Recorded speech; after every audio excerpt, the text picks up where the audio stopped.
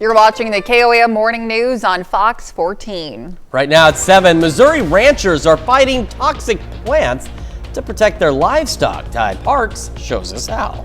Also, authorities charge a man in connection with the 2024 murder in Jasper County. And another day of partly cloudy skies. Temperatures heating up, but heating up to near normal levels. We'll have a look at your forecast coming up. The 4 states' most watched news starts now. Good morning and welcome to the KOAM Morning News on Fox 14. I'm Elise Snowe. And I'm Chris Warner. Just after 7 o'clock now on this Wednesday, July the 2nd. Of course, some of us a short work week out there. Others, it's still a regular work week. And for ranchers, of course, the work never stops. It certainly doesn't. The Missouri Department of Conservation says it's the time of year to be aware of wild hemlock. My goodness. And as KOAM's Ty Parks reports, it's a concern for ranchers because it can be poisonous even after it's cut. This is 2S Angus Ranch, and they have a plan to deal with hemlock. In the early spring, we spray hemlock as soon as we start to notice the hemlock coming up. You'll see it before you see any other green plant in the early spring. It'll be the first plant that becomes green in the fields. So you try to get it then before it reaches the height of some of this here. Francis Skaliski with the Missouri Department of Conservation tells us that there are 2 types of hemlock in the 4 states. Both of them are poisonous. Hemlock is like the other toxic plant we have in Missouri. By that I mean everybody knows we have poison ivy, everybody knows how to avoid it, but hemlock is that plant that maybe we don't know it's toxic to the touch. We don't know it's bad for livestock, but it is found here. And if you have it on your land, you should remove it as carefully but as quickly as possible. Look for a hairless stem with purple spots or streaks. This is the most distinctive features of hemlock. It's especially towards the base. Poison hemlock is toxic, and the reaction it has on you is based on your personal physiological makeup. People are not going to eat hemlock, but they can get it on their skin and it can cause some severe rashes. It's the fatality of it usually comes into play with livestock, because if livestock eat it, it can cause them severe damage, perhaps kill them. So, like I said, people aren't going to be eating hemlock, but it can give them very severe skin rashes. So that's a concern. And when you put that on top of the fact that they might not know it's poisonous. Here tells us that each farmhand they hire will get a quick lesson on how to handle the plant. Every year, kind of in the spring, everybody sprays. We've all got sprayers either on our gators or on the tractors, and everybody starts spraying.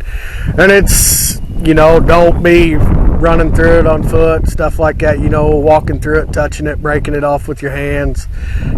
Just kind of some common knowledge about the hemlock is what everybody gets told. So, common knowledge tips for an ancient poison.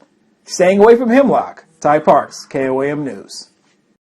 Experts say you should never burn or compost hemlock. Certainly got to be very safe about that, because absolutely. sometimes some folks don't really realize that it can be hazardous or yeah. toxic. So make sure you're playing it safe out there. And even though it's not super hot today, you still want to make sure you're staying hydrated, because we're going to get that sunshine. We're going to get some warmer temperatures. And it's going to start to get a little muggy after today as well. Let's take a look outside downtown Pittsburgh, and there's downtown Pittsburgh. We see the partly cloudy skies. We see some sunshine out there as well. MoDOT camera 20th and range line. We see some cars. We see some roads. We see some traffic lights. We also see partly cloudy skies as well. We also see sunshine, and we're doing pretty good. Our temperatures through the morning have been below normal, which has been good. Fog tracker showing some improvements. We've got eastern Benton County had some very dense fog out there. It has improved quite a bit. Still some light fog around the Veda, Stockton, and around the Grand Lake area as well. So not quite like what we saw yesterday, where we had Iola dropping to 0 visibility at times, but still, some patchy fog, so low beams, not your high beams, and just be aware for the potential for rapidly changing visibility conditions. Once we get past the fog, partly cloudy skies today, we will remain dry, and then by late afternoon, early evening, skies will actually clear out, and we'll have clear skies overnight tonight. Temperatures, as I mentioned, average low is about 69. We are sitting at 66 in Joplin, 65 in Pittsburgh. Earlier, we had some low 60s, close to like 62, 61. All of us really still low to mid 60s, so everybody is still technically below normal. Stockton about the closest, sitting at 67 right now. Into the afternoon we go, or through the morning first. We get the mid-70s by 9, low 80s by noon, upper 80s was where our highs are headed, and upper 80s are where our average highs should be for this time of year. Partly cloudy skies until we get the clearing later, and again, those light and variable winds. As I mentioned, humidity levels begin to increase tomorrow, so do the temperatures, and that will set the stage for pop-up storm chances. We'll talk about that and have a look at the 4th of July forecast here in just a few more minutes. Elise? All right, Chris, thanks. Well, a beloved member of the Neosho Police Department has died. The Neosho community mourns the loss of former Chief of Police Jason Baird. Baird served as the Neosho Police Department for nearly 30 years. The loss comes after Baird's recent retirement from the force. Now, in a statement, the Neosho Police Department says, in part, quote, Chief Baird's untimely passing is a tremendous loss to our community. While his retirement was brief, his legacy is vast, and it continues to inspire those who worked alongside him and those he served. Our hearts go out to his family, friends, and all who mourn him. The department says details regarding memorial services will be shared as they become available. And a Joplin man is charged with murder after a shooting involving his coworker at work over a year ago. Authorities arrested Alex Vega Monday night on a no-bond arrest warrant. Prosecutors charged Vega with second-degree murder and armed criminal action for a March 2024 shooting. Investigators say Vega got into an argument with Travis Wyrick at their job at Hillbilly Pumping and Hauling.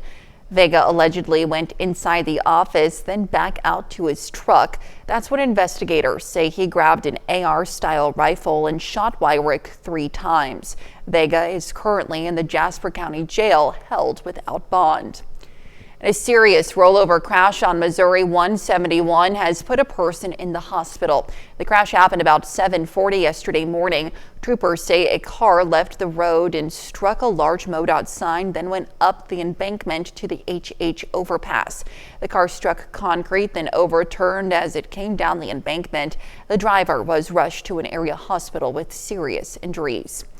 And KOAM will be hosting its Great American Flag Swap today in Joplin. You can find us at Arvest Bank on East 32nd Street starting at 9 a.m. Bring your old tattered flag and replace it with the brand new one free of charge. All the old flags will be properly retired. And to be the first to see breaking news, weather, and sports, you can download the KOAM News app. It's available free of charge in the Apple App Store and the Google Play Store. Just search for the KOAM News app. As the 4th of July approaches, many fire departments continue to struggle with a shortage of volunteer firefighters, especially in rural areas such as Girard, Kansas. KOAM's Lonnie Walton talks with the fire chief and a resident about the issue. Plans are to get your kids and go watch some fireworks and shoot some off right there in the road. Jeff McLean is a military vet. He says July 4th is one of those holidays he just won't pass up. You know, I've got a good family, so we always like to get together when we can and just enjoy the company and fellowship. Now, the McLeans are one of the many families that will be popping fireworks this year, and hopefully they'll be doing it safely, because the fire chief of the city of Girard, Jeff Turner, says they've been busy also. Our department here, our run volume is up this year from last year due to, a lot of it's medical calls. And not only that, Chief Turner says more work and fewer workers. Most of the area, it's right now a shortage with volunteers across. It's not let alone local, but nationwide. Turner says volunteers help relieve the stress from the whole team when it comes to putting out fires. Maintenance-wise, checking gear, making sure everything's ready to go. Turner says to avoid fire and just seek caution to begin with. Soak them in some water, make sure they're out. We have 2 paint buckets back there. We'll have water nearby, obviously. Got to have that around. As fire departments battle staffing shortages, they hope they don't have to battle increased hazards this 4th of July, and they're counting on us to do our part. Reporting in Girard, I'm Lonnie Walton, KOAM News. If you'd like to become a volunteer firefighter for the city of Girard, you can check out our link on KOAMnewsnow.com. And those are our top news stories this half hour. Coming up next, we'll learn a few tips to keep in mind when it comes to farming wheat. And later, a salon in Texas looks to help those who struggle with sensory needs. You're watching the KOAM Morning News on Fox 14. We'll be right back, but first, here's a live look from Morse Park, located in Neosho, Missouri.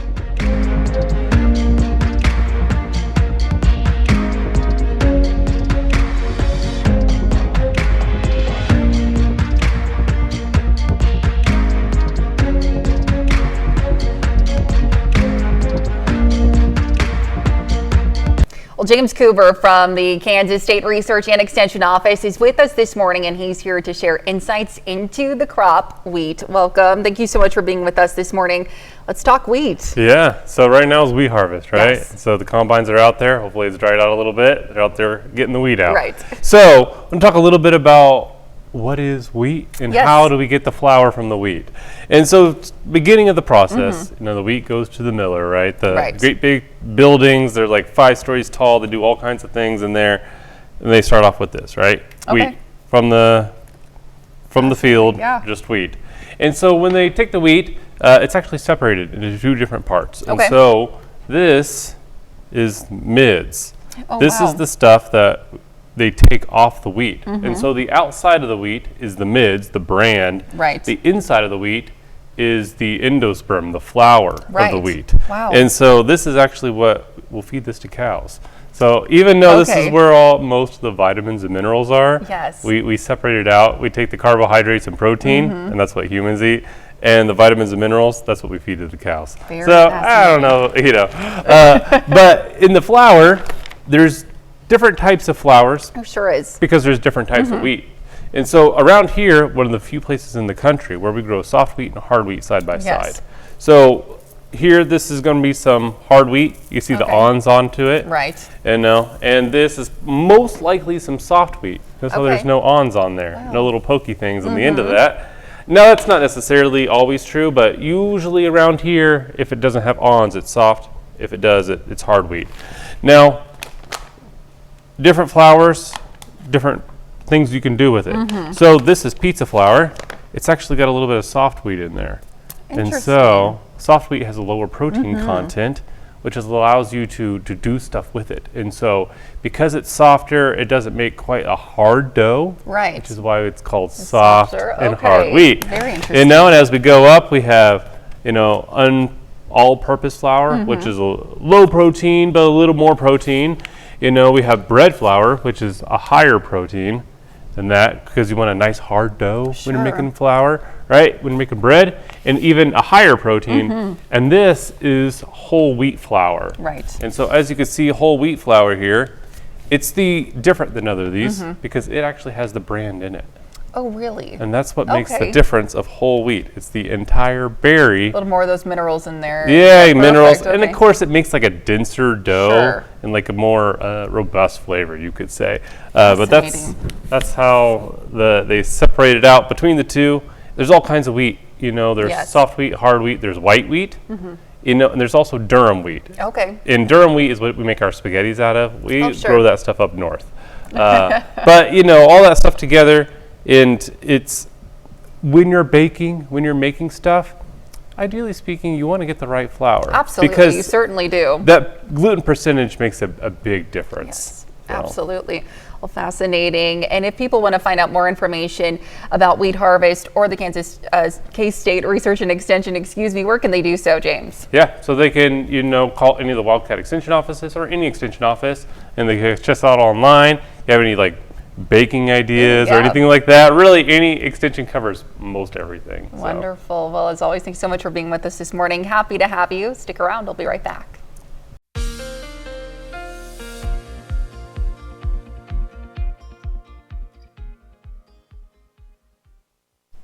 Okay, there have been 2 mistakes made in the last about 45 seconds. Now we've corrected them. All right, welcome back to the KOAM Morning News. It's about to be 7:19 on this Wednesday morning. We are going to start with the fog tracker, which is again continuing to show improvements, but still slightly reduced visibility. Stockton to Nevada, back down around Grove, in east of Bentonville into parts of extreme southern portions here, corners really, of McDonald and Berry counties. So low beams, not your high beams, and watch out in those zones too, where you could occasionally run into some denser fog. fog here and there. Outside of that, we're going to have a pretty decent day. In fact, a very average day, which is not a common thing, especially as we get into July. You know, the last couple of Julys we've had have been pretty toasty. At least so far, not starting that way. Yeah, it's going to get hot. It's going to get muggy, but not triple-digit hot, which is nice. Partly cloudy skies for us today. Winds will be calm or light and variable. And by late afternoon into the early evening hours, those skies begin to clear. As we head into our Thursday, Future Track, we discussed this, discussed it on the KOAM morning show. It's an interesting situation. Pop-up storms are what we're looking at over the next several days. So those typically form with the heating of the day and get some instability. The heat, you know, you get them, they flare up and then they die out. But Future Track, this is 2 days now, it's suggesting we might get some as early as 5 o'clock tomorrow morning. So we'll see exactly how it pans out. Nothing crazy, nothing severe. It's just unusual to see the Future Track hinting at pop-up storms so early in the morning. Even shows a few more scattered pop-up storms and showers by 9 o'clock tomorrow morning. Again, nothing severe, just an interesting situation if we do get some pop-up storms that early in the day. Now remember also, while we haven't seen much into southeastern Kansas tomorrow, it doesn't mean you're not going to see any, but in our northern counties as well, pop-up storms are going to be possible anywhere across the area over the next several days. And that will, of course, include the 4th of July. Now, some good news, again, they are pop-up storms, so it's not a washout, and it's not rain everywhere all at once. But you do want to make sure if you're heading to a community event or a local organization event, or if you're just hosting your own event in your backyard, that you've got a dry place for the fireworks and the food and a good place to go. Because remember, when thunder roars, head indoors. Severe weather is not expected, but the lightning is still dangerous. You do not want to be outside in the pool or around water or outside in general during a thunderstorm. Now, some good news is, of course, with pop-up storms, as we lose the heating of the day, we lose those thunderstorms, so by the time it's time for fireworks on the 4th, we should be good. Now again, today's looking pretty average. Tomorrow, though, is when we start to see temperatures climbing a little above normal. We start going into the upper 80s, a few more low 90s, and upper 80s and low, maybe close to mid 90s are going to be the trend over the next several days, and that, of course, will include the 4th. So again, temperatures not excessively hot for the 4th, but heat index values could still approach the mid to upper 90s for some of us, so something you do want to keep in mind if you're going out celebrating. Just make sure you're staying hydrated and finding shade here and there. Partly cloudy skies for us today, about 70 by 8, low 80s by 11 this morning. Our highs today into the upper 80s. And again, we start warming up tomorrow, upper 80s, low 90s. And those pop-up storm chances also hang with us as we head through the next work week. Let's check your forecast. We're back with more right after this. Well, even everyday tasks can be challenging for kids or adults with sensory issues. Omar Villafranca shows us how one Texas salon goes the extra mile to make pampering possible for everyone. Got your shoes off, you're ready. When simple things are hard to do, it can be frustrating. For Ashley Velasquez, Take a little bit off the top. that was taking her 4-year-old son Julian to the barbershop to get a haircut. He doesn't like hair on his ears, and so we've always had to keep his hair short, or he would scratch until he would bleed. Julian has a speech delay with sensory sensitivity issues. So the buzzing of hair clippers and the snipping sound of scissors near his ears could trigger what every parent dreads in public, a meltdown. Mostly it was like kicking and scratching and yelling and screaming. At Morgan's Salon in San Antonio, the haircuts are less stressful for Julian. The salon offers cuts, colors, and even cuticle work for special customers who need a little more time and TLC. Sensory triggers like loud noises from blow dryers or bright lights can be adjusted. Even the vibrations from the clippers, which can scare some customers, are slowly introduced. I messed up your hair. There we go. Salon manager Katrina Venzer Vargas says the customer's comfort level is as important as the haircut. If they want to cut their hair up there in the waiting area, if they want to walk around and we follow them while they get their haircut, we've even had them playing in the sink with the water while we do a haircut. The salon is the brainchild of retired businessman, philanthropist, and father Gordon Hartman. He draws his inspiration from his daughter, Morgan, who was born with cognitive and physical special needs. And that's what we're all about here is inclusion. You can get a haircut here, I can get a haircut here, and so can anyone else, even with acute special needs. I know we're not going to have a behavior. I know that it's going to be a good day. For Julian, that means looking good. And for his mom, feeling good. According to the Cleveland Clinic, researchers estimate that about 1 to 3 out of every 20 people in the general U.S. population have sensory processing disorders. The estimates increase for people with neurodevelopmental conditions. A very unique salon indeed, and I like that. I mean, they adapt to their customers' needs, and it's just very, very cool to see. Absolutely. Well, coming up, Kansas strengthens its move over law after hundreds of roadside collisions.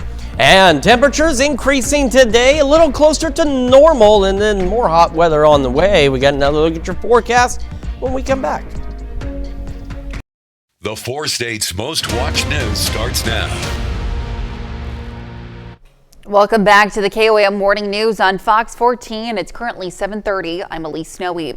Kansas drivers should be aware of changes to the state's move-over law that took into effect yesterday. Now, it's one of more than 100 new laws going into effect in Kansas. The move-over law previously required drivers to slow down or move over a lane for emergency tow and utility vehicles. Now the law requires drivers to move over if possible and slow down when passing any car with hazards or warning signals. The Kansas Department of Transportation reported that almost 1,000 empty vehicles were struck on the side of a road from 2018 to 2023. Now, it's a problem the Cherokee County Sheriff's Office hopes the law change will address. Parked vehicles, unoccupied vehicles have been getting hit roadside, or vehicles that have been occupied. We definitely want everyone to feel safe while they're out here on the roads for Cherokee County, and we want everyone to be operating their vehicles in accordance to law. The Cherokee County Sheriff's Department says drivers now face a $75 fine if they fail to move over or slow down to a safe speed. And Pitt State invited the public out to learn more about the upcoming Hispanic Music Festival. The university says the festival has grown with 9 total concerts in 5 different locations, including the Bicknell Family Center for the Arts and Memorial Hall. One organizer for the event serves as a perfect way to share and learn more from other cultures. We show who the artist will be, when the concert will be, and then different collaborations that this year we are doing, one with Memorial Auditorium, one with the city of Pittsburgh, and then one with different ensembles putting together a concert with nearly 200 people. The festival runs from September 14th through October 19th, so mark your calendars now. This marks the 2nd year of the festival. And the Kiwanis Club of Joplin is launching a patriotic flag display subscription program. A donation of $50 will get you a flag and pole placed in your yard for 5 patriotic holidays like the 4th of July. Local Boy Scouts will help hang and take down the flags, and you have the option to keep them up all year. The Kiwanis Club will also replace any faded or damaged flags. All proceeds from the subscription service will stay local and help fund the organization's various programs, like helping underprivileged children. Where the funds are going to, and the fact that the flag, I mean, nothing's more important than the patriotism and the love of liberty that we have here in this country. The Kiwanis Club has a goal of placing 1,000 flags across the area. They say the program isn't limited to Joplin. They're willing to place them in Webb City, Carterville, and other nearby towns. You can learn how to sign up on our website, KOAMnewsnow.com. And KOAM will be hosting its Great American Flag Swap today in Joplin. You can find us at Arvist Bank on East 32nd Street starting at 9 a.m. Bring your old tattered flag and replace it with the brand new one free of charge.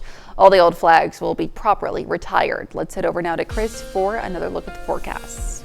Yeah, we've got a pretty decent day lined up for us on our Wednesday. Live look downtown Pittsburgh. Got a few clouds out there, so we'll have again another day of just kind of some partly cloudy skies. Looking pretty good from MoDOT camera 20th and Range Line in Joplin. Fog tracker still showing some reduced visibilities around the Nevada, Stockton area.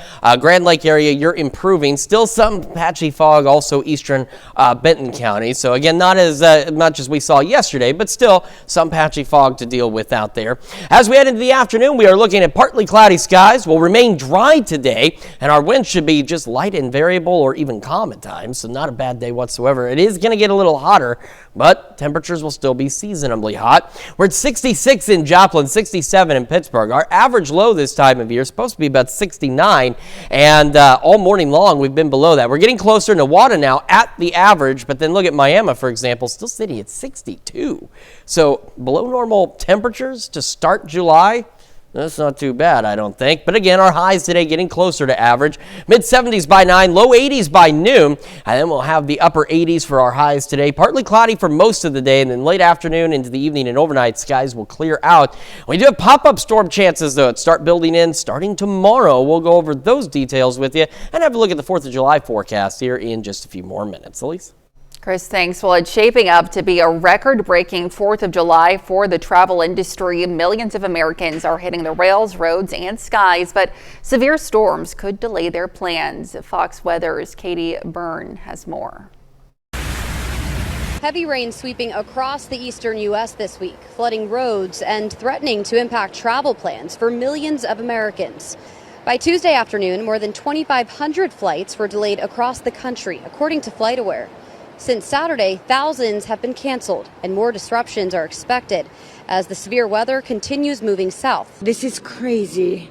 I've never been through this in my life. It's just been rough traveling with a 10-year-old, coming back and forward. AAA expects this July 4th to set records, with 72 million people hitting the rails, roads, and skies. And Sunday could be the busiest travel day, with TSA preparing to screen nearly 3 million people. A little bit of the training that I got in the military was make sure you get out there early, get everything together that you need to, and then just be ready. But most of the traffic will be on the roads. About 85% of travelers are driving over the holiday, according to AAA.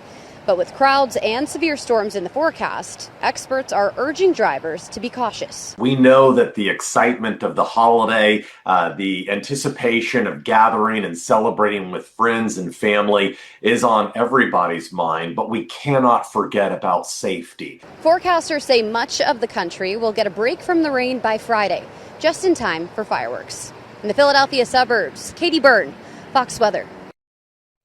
That's a look at our top news stories coming up this half hour on the KOAM Morning News.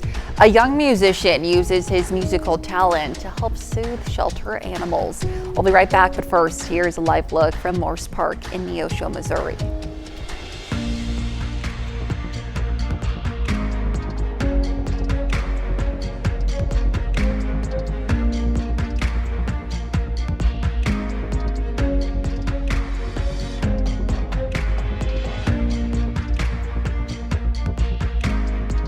In Consumer Watch, July 4th fun in the sun may keep you out of the surf in several states because of beach bacteria levels.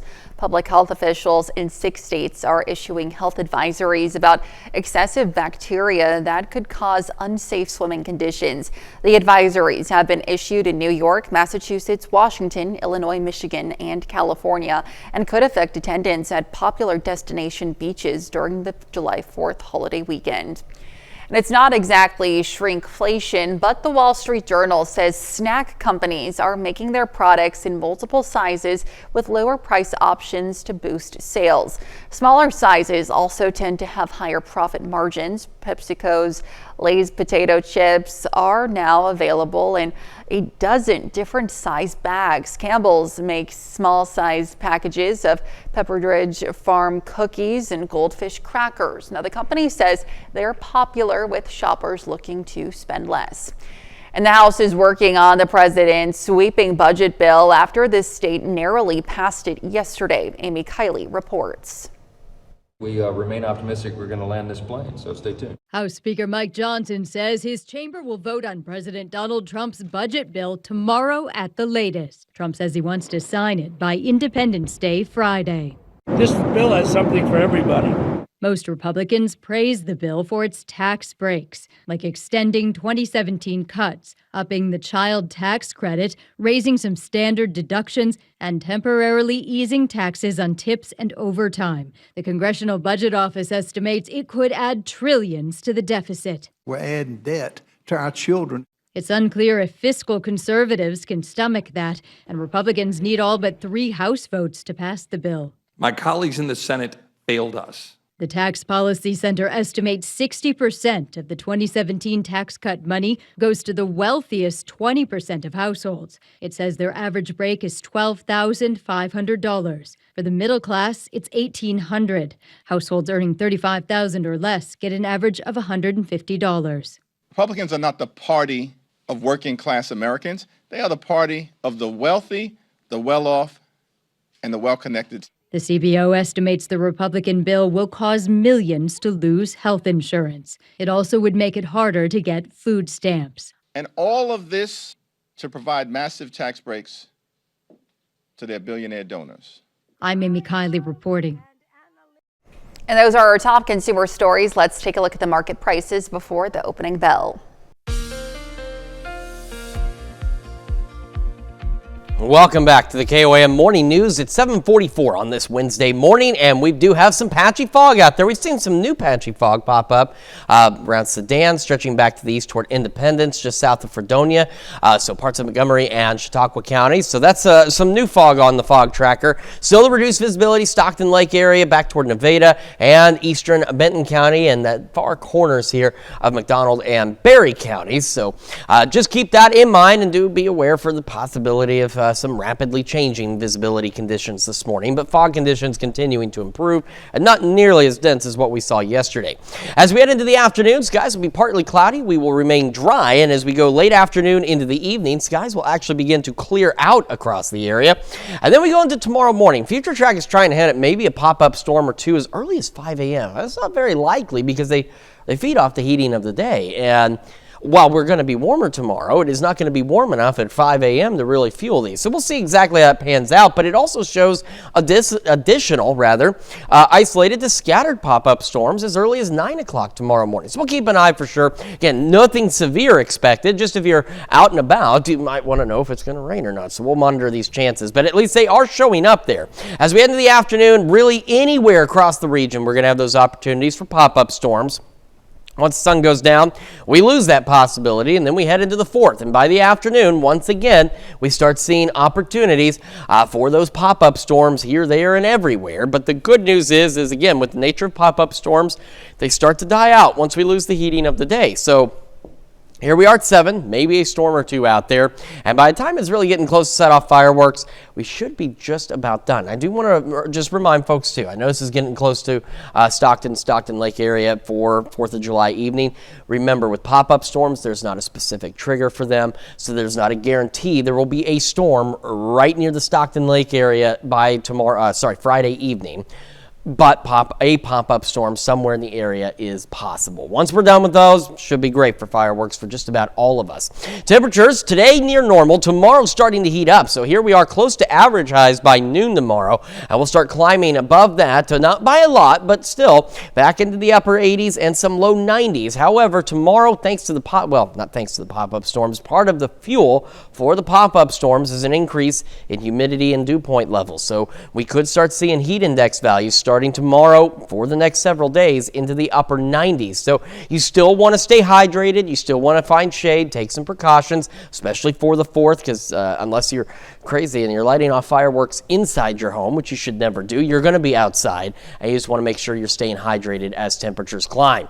All right, we got a few clouds here and there. We'll be partly cloudy through the day, about 70 by 8 this morning, low 80s by 11. Our highs today, as I mentioned, seasonably warm into the upper 80s, and we start picking up a bit, a little above normal the next several days. Pop-up storm chances begin for our Thursday and will continue into the next work week, as do the upper 80s and low 90s. Let's check your forecast. We are back with more right after this.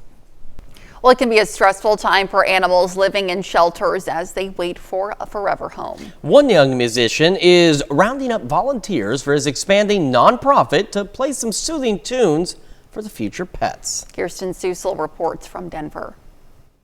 I find it really touching that my music is being able to make such a difference for the animals. They honestly don't care who you are, they just care that you're doing something good for them. That's all that matters.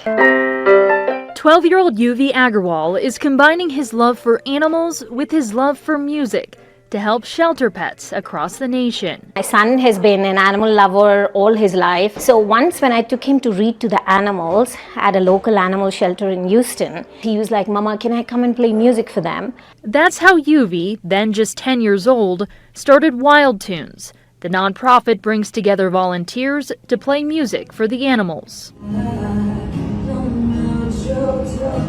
This is generally a high stress environment for them, and music has been clinically shown to reduce that stress, and it also helps them rebuild their bridges with humans, and it helps them get adopted faster. In 2 short years, Wild Tunes has grown to more than 100 volunteers across 3 states, with the newest addition of Colorado. It gives me goosebumps. He's really been a trailblazer in that sense. I'd like to be in as many states as possible over the next 5 years. Yuvi calls it a win-win for the animals, for the staff, and for the musicians. But for him, honestly, making a difference in the animals is the best part. Very impressive. Certainly so. And of course, music is great for anybody in Right. any kind of situation, to help relieve anxiety, calm you down, help you sleep sometimes. So great to see that, he's helping out the pets as well. All right, real quick check of the fog tracker one more time. So again, we had some fog pop up parts of Chautauqua and Montgomery counties out there. It's not overly dense, but it's reduced visibilities for sure, especially into the Independence area. Same around Stockton, Nevada, eastern Benton County as well. Otherwise, we have seen some improvements on the fog tracker here through the morning hours. We are again looking at those partly cloudy skies today, and as we head late afternoon into the early evening hours, the clouds go away and will be clear overnight. And then again, future track, we'll see exactly what plays out here. It'd be very rare to get pop-up storms at 5 o'clock in the morning, but we'll see. It also suggests some additional isolated to scattered pop-up storms around 9, and that's really what we're going to have for the next several days. Our heat temperatures are going to be increasing just a bit. We won't be well above average, and we really haven't been when our temperatures have been above normal. It's only been a few degrees. That'll be the same case over the next several days, but the humidity, the dew point levels will climb. That's why we start to get these pop-up storm chances. So our heat index values over the next several days could be into the upper 90s, and maybe for some getting close to 100. So you want to make sure you're staying hydrated out there, because that starts as early as tomorrow. It's going to start to get hot. It's going to get muggy by the 4th. More of these pop-up storms, and it's not a washout event by any means, and they'll be very isolated, but you just want to make sure you're prepared for that possibility as well. And of course, that you're staying hydrated out there as temperatures and the heat index values continue to rise. Near 70 by 8, partly cloudy skies, and low 80s by 11. We're going to have another look at your forecast and the news you need to know right after this. And here's a check of today's top headlines, the news you need to know before you head out the door. A serious rollover crash on Missouri 171 has put a person in the hospital. The crash happened about 7:40 yesterday morning. Troopers say a car left the road and struck a large MoDOT sign, then went up the embankment to the HH overpass. The car struck concrete, then overturned as it came down the embankment. The driver was rushed to an area hospital with serious injuries. Authorities arrest Alex Vega of Joplin on Monday night on a bond arrest warrant in connection with a murder over a year ago. Prosecutors charged Vega with second-degree murder and armed criminal action for a March 2024 shooting. Vega is currently in the Jasper County Jail, held without bond. And the Neosho community mourns the loss of former Chief of Police Jason Baird. Baird served the Neosho Police Department for nearly 30 years. The loss comes after Baird's recent retirement from the force. The department says details regarding memorial services will be shared as they become available. And that's a check of today's top headlines, the news you need to know before you head out the door. As you head out the door, reminder, some patchy fog out there. Temperatures a little warmer today, but seasonably warm. Upper 80s with a light and variable breeze, partly cloudy skies. Clear through the evening and overnight, and near normal again tonight. Back into the upper 60s. And we get those pop-up storm chances over the next several days. So again, don't cancel your 4th plans. Just have a dry spot to go. And also stay hydrated. We're going to go up upper 80s, low 90s. Heat index values, though, over the next several days could be into the upper 90s, pushing close to 100. Okay. Well, Girard's Liberty and Lights fireworks celebration lit up the night at the Crawford County Fairgrounds last night. Families and friends gathered with lawn chairs to enjoy music, tasty treats from food trucks, and to browse craft vendors. Now, last night's event was a collaboration between the Chamber, the city, and several local groups. The evening culminated with a spectacular red, white, and blue fireworks show. So, of course, great times. Make sure, again, that you're staying hydrated out there and celebrate safely. Yes. I mean, we want to see you back here Monday at 5 a.m., you know, when we all come back. So have a good one out there, and thank you for joining us this morning. We'll be back with more news and weather today at noon. Have a great rest of your morning.